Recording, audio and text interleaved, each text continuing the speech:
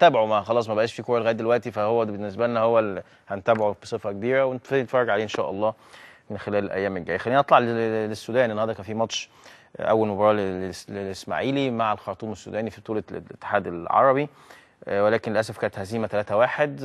اعتقد انه كان امر متوقع نظرا لتوقف النشاط لفتره طويله. خلينا ناخد العميد محمد ابو السعود رئيس نادي الاسماعيلي من السودان. مساء الخير يا فندم. كابتن حازم، ازي حضرتك يا فندم؟ ازيك كابتن حازم؟ ازيك؟ الله يخليك. يعني اقول لحضرتك هارد لك على المباراه النهارده، ولا يعني المهم ان الاسماعيلي بيلعب وابتدى يخش الاجواء، دي حاجه في حد ذاتها كويسه؟ انت شايف ازاي المباراه النهارده يا كابتن فندم؟ حازم والله، لا انا كان لسه جاي من عند اللعيبه دلوقتي، حاله حزن شديده جدا وبكاء وزعلانين جدا، لانهم كان املهم ان هم يساعدوا جماهير الاسماعيليه، بس الامانه الملعب لا هو نجيله صناعي ولا هو نجيله طبيعي يا كابتن. وبعدين كلهم شد عضلي في السمانه، اللعيبه الكوره بتنط في كل مكان في الملعب غير المكان الثاني. طبعا الفرقه الثانيه موفقه جدا، رغم اننا جبنا جون في الاول ضيعنا حوالي 3 جوان ما يدعوش. انما اخطاء ساذجه من الدفاع في التايم الثاني نتج عنها 3 جوان، وهم مش يعني لعبتنا اتوتروا بدري وبداوا يلعبوا الكره العاليه البالونات دي. لكن انا نزلت وقعدت معاهم دلوقتي وهديتهم شويه، وهم وعدوني ان هم لعبوا 90 دقيقه وفي 90 دقيقه تانيين في مصر، وعدوني ان هم هيعوضوا الفرق الجولين دول باذن الله في مصر ان شاء الله. هل هو كان امر متوقع هزيمه الاسماعيلي، ولا حضرتك كنت تتوقع ان التوقف ده مش هيأثر بشكل او باخر على اللعيبه وهيبقوا شكلهم كويس، خصوصا ان فرقه الخرطوم يعني مش من الفرق الكبيره قوي كما الاسماعيلي يعني؟ كابتن، هو طبعا توقف الدوري مأثر عليهم جدا، مخليهم حريصين جدا على المباراه، مخليهم متوترين. اول مره يلعبوا مباراه رسميه بقى لهم فتره طويله جدا، يمكن 14 شهر 16 شهر. الفرقه كلها متغيره، ما احناش عارفين، ما لعبناش ضد فرقه بتلعب على 3 بونت عشان نعرف مشاكلنا فين. النهارده تقريبا المشاكل كلها وضحت، واللعيبه حسوا بالفرق.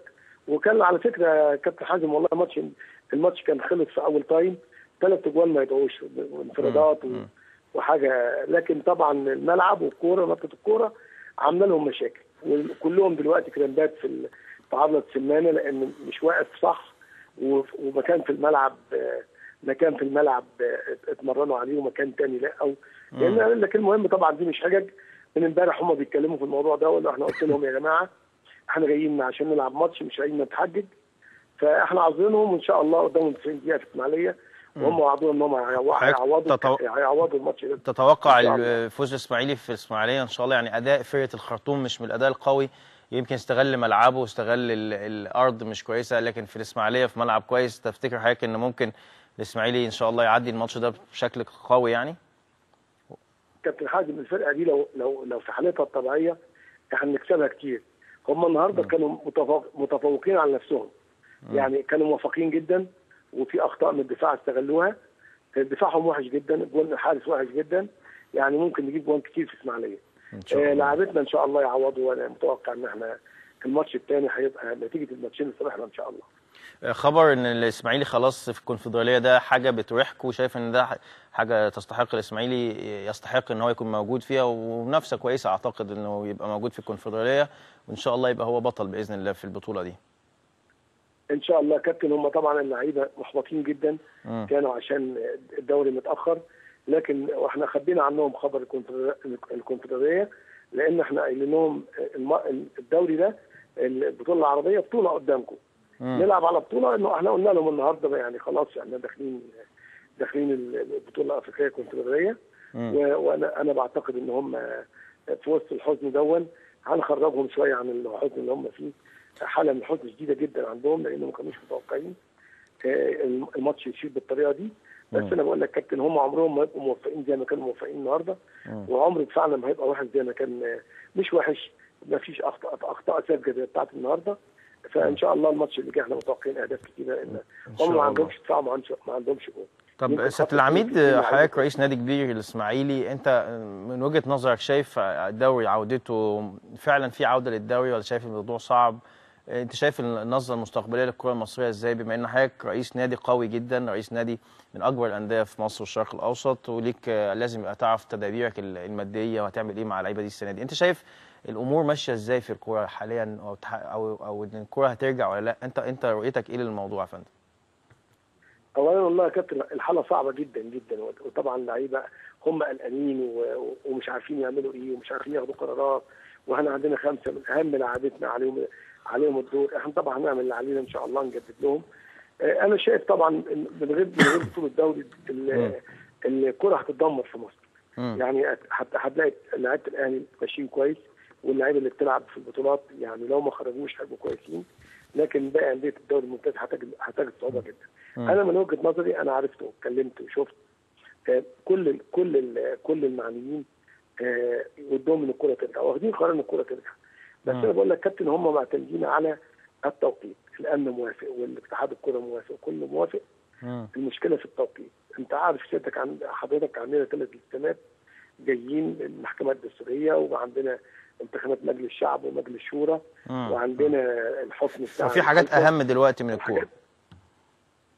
الحاجات دي طبعا الاهم دلوقتي ان طبعا هتتدمر سياحه وهتتدمر الدنيا.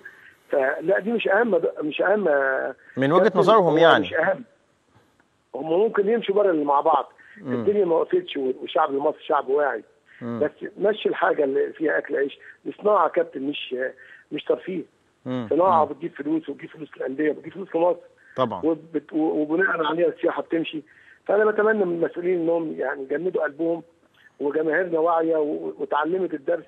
واعتقد الامور لو هم يعني خدوا قرار الامور هتمشي ان شاء الله، بدل ما الانديه كلها هتتدمر ان شاء الله. احنا واجهنا الموقف ده كابتن حازم في 67، وكنا عندنا فرقه كويسه جدا طبعا من الناشئين في اسماعيليه. كلنا اتدمرنا وتهجرنا ورحنا بعيد وبطلنا كوره، ولاعيبه كتير بطلت كوره لولا ان المهندس عثمان لم الفرقه وعمل فرقه تاني. لكن في لعيبه كتيره جدا موجودين بطلوا. انا خايف على الجيل الموجود، اللعيبه كبار السن واللعيبه الصغيرين طالعين، شايف احباط عندهم. بنتمنى ان المسؤولين يبصوا للانديه بصه موضوعيه، وبعدين يجربونا. لو حصلت مشكله بعدين نبقى وقف تاني. ما اعتقدش هتحصل مشكله كده. ان شاء الله. ترجعوا امتى ان شاء الله يا فندم؟ راجعين امتى بالسلامه؟ احنا جايين بكره الساعه 12 الظهر يا كابتن، وان شاء الله نخرجهم من الحاله اللي هم فيها دي، لان هم حاسين ان هم خذلوا جمهورهم.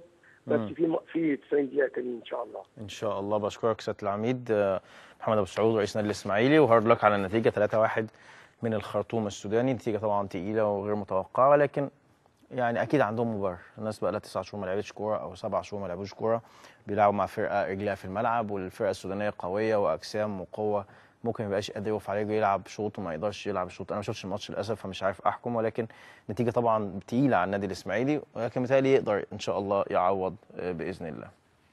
خلينا نطلع لتقرير مع الاستاذه